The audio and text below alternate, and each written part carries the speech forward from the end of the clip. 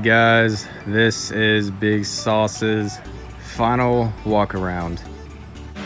So now comes time. I'm actually just going to be taking all of my personal belongings out of here. So I will have time to wash it and make sure it's all detailed, and Big Sauce is looking its best tomorrow, right before I meet the guy that's buying it.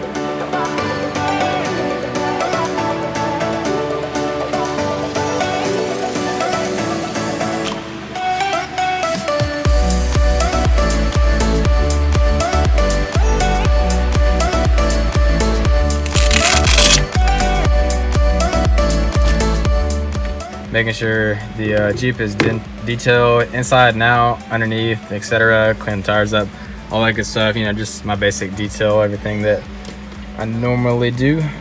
Get all the stuff cleared out.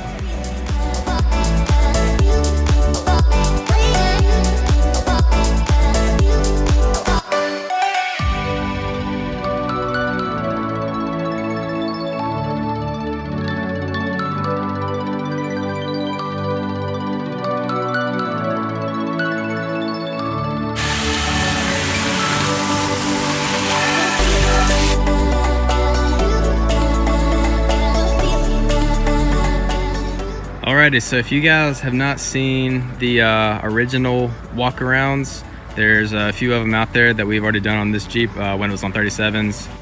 So this build is pretty much done, other than, you know, the tie rod to complete the steering. Actually was working on that, but now just how things have worked out, it is time. So as you guys know, this is a 2013. It is a sport with an automatic transmission. It has it had the tow package from the factory with 373 gears.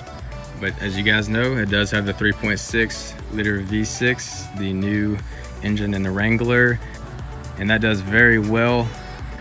So we're gonna start with the basics. The tires are 40 by 1350 R17 Pro Comp X Comp tires. Those do weigh about 90 pounds a tire, which is equivalent to about a Nito Trail Glapper 37 1250 R17.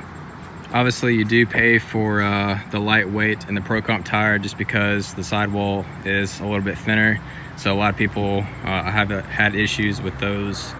Those are also wrapped around ATX slab, powder coated gecko green. Rings are powder coated gloss black.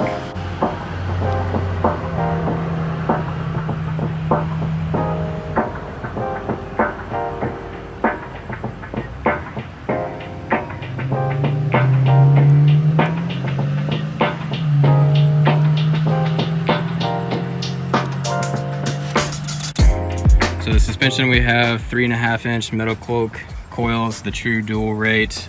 This part right here unwinds when you flex and droop out. There is a 3/4-inch coil spacer on top of that you can't see, just to level it out. Bump stops, we got some hockey pucks, 1 inch each, and those are 3. Probably could have added another one just to help rubbing on this bracket right here at full flex. We got some JKS disconnects, best in the market in our opinion. Like I was saying earlier, we got the Synergy Flip Kit 1-ton drag link. We were also gonna do the tie rod to match, same color and everything like that. We do also have videos on all of this, just like the truss right here, full Evo truss. It's got the bridges in here, a lot of extra support. So, you know, we got the upper, lower C gussets, G2 ball joints, not Synergy. Those are actually G2, we did those recently.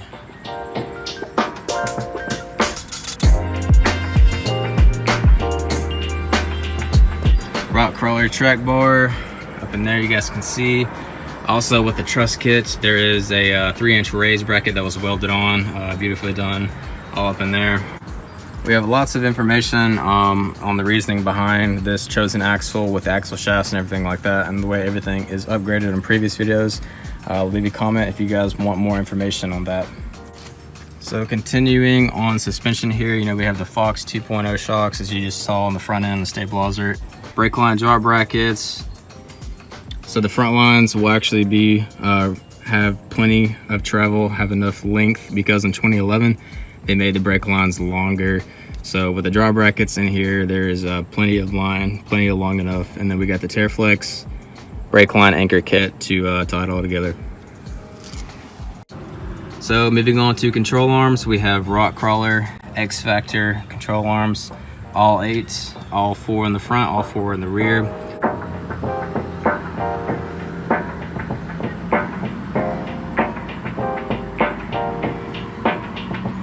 So just like the front, you know, we have 3.5-inch metal cloak dual rate coils with the correction wedges as well, so that kind of helps give it a little bit extra lift, I believe, because it does sit pretty level even with the 40-inch spare tire.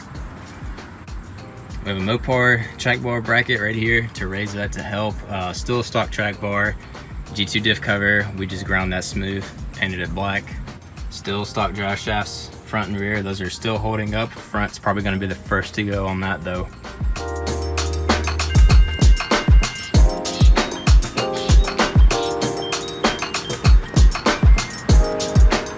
So kind of giving you guys just pretty much the basics on everything, and pretty much all the newer stuff that hasn't really been covered.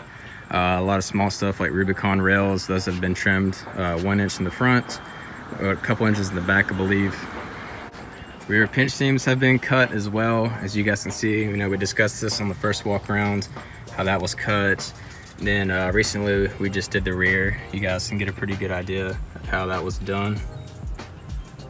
Just kind of followed the body curve pretty much all the way back to kind of where this starts to meet right here, and then chop that off a little bit. Have not had any issues with rubbing since then. We are also running 1.5-inch Spider Tracks wheel spacers. Those are the best on the market in our opinion. Hold up really well, you know, as long as you properly torque them down with Loctite, etc.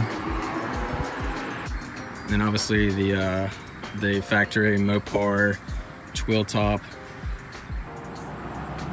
So taking a look at the rear here, we have a DV8 tire carrier. It's a TC1 model. We did hack all of the bars off, as you can see. It needs to be rear powder coated. It's all smoothed out.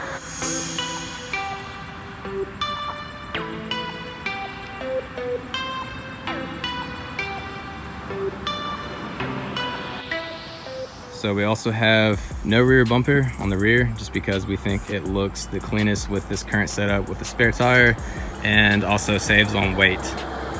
Everything was powder coated gloss black, so you can see the brackets, everything like that. Poison Spider delete cover right there, gloss black Spider.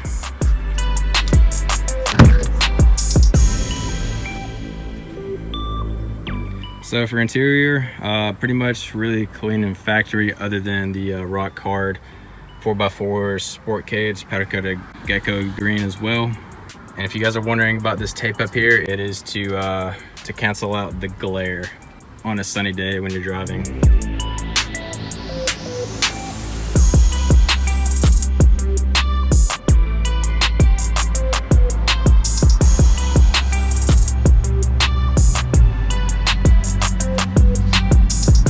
Got a few small things, you know, like these door entry guards, stuff like that. We did put in the leather wrap steering wheel. Well, we do have a video on installing that as well. Trim pieces were painted gloss black to match the paint. So coming to the engine bay now, we don't really have anything too crazy, nothing aftermarket, pretty much just trying to prolong the life of everything in here, nice and factory. Only thing that is on the battery are the Bluetooth rock lights, which those are pretty cool. Tried to keep everything in here very clean as it was brand new.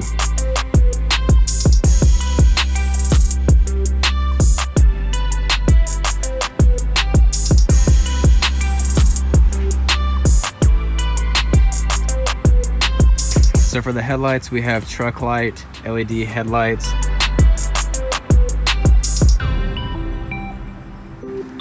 Also along with these clear Mopar original turn signal housings. Alrighty guys, moving on to the front bumper. So we have a Poison Spider BFH. This is the original BFH, it is not the new one. This is a frame chop bumper, powder coated gloss black, obviously.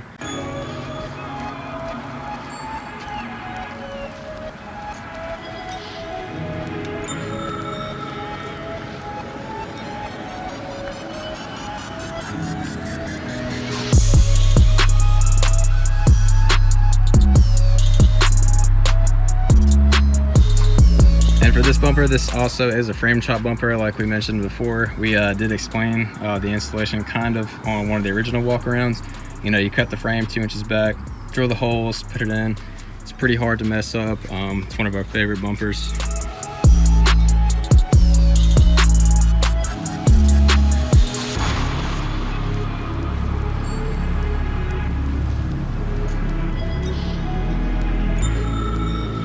So unfortunately, it is time to part ways with this Jeep because it is a very good time, just because like the value of everything is fresh. The peak of the value is the greatest right now, just because we have future plans for something else. You guys stay tuned for that. It's gonna be awesome. But this is my primary. I really do miss my previous 4-door model a lot, and I really can't have both right now. So this is a really unique build. We learned a lot through the process, you know, just everything on all the videos and content that we have for you guys, taking it off-road, stuff like that, you know, testing the waters, doing stuff that you're not really supposed to be doing, like off-roading with a Dana 30, stuff like that. Really enjoyed building this Jeep over the past almost 2 years or however long it's been. Yeah guys, this has been a really fun project. If you guys want more information about the Jeep or have any questions of anything about it, or you know, just want to talk more about why we are getting rid of it, etc., you know, you can message us on Facebook. That'd be a pretty good way for us to communicate and connect. Got this Jeep a little over a year ago, completely stock, 100% stock. You know, everything was really clean underneath, never been off-road. 2 previous owners never really did anything with it. It was just basically a daily driver. Also, the doors had never been off. I was the first one to take the doors off, so that was really cool. It was a really good platform. And if you guys want to see more of this Jeep specifically, there are a ton of pictures on my personal Instagram page at sam.coley. Link will be in description. So this Jeep does have 84,000 miles. I got it at 74,000, put about 10,000 miles on it. 19 model Silverado's on the way.